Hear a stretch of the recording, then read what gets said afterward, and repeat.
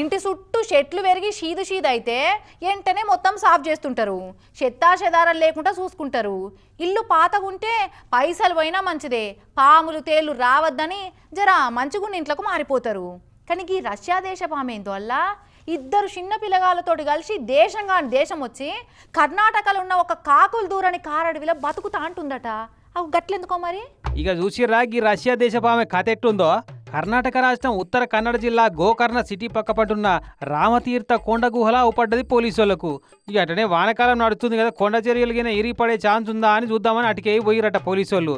ఇక చూడు గుహల ఎవరో మనుషులు ఉన్నట్టు సప్పుడైందట. ఇదేంద్రో గింత కారడవిలా ఉన్న గుహల ఎవరున్నారు, లోపల ఎవరున్నారు అని గట్టిగా కీకలేస్తే మెల్లగా పిల్లలతోటి కలిసి ఎట్లా బయటకు వస్తుందో చూడు రష్యా దేశపామే. ఈమె పేరు నినా కుటినానట. 40 ఏళ్ళ వయసుందట. ఈమె తోటికి ఇద్దరు ఆడపిల్లలు ఉన్నారు. ఒక బుజ్జి 6 ఏళ్ళు, ఇంకో బుజ్జి ఏమో 4 ఏళ్ళు ఉందట. మరి గీడెందుకున్నావమ్మా, ఏం చేస్తున్నావు ఈడ ఈ అడవిలా అని అడిగితే ఆధ్యాత్మిక ఏకాంతం కోసం సార్ అని సల్లగా చెప్పిందట పోలీసులకు. నీ ఆధ్యాత్మికత సల్లగుండా అసలే రోజులు మంచిగా లేవు.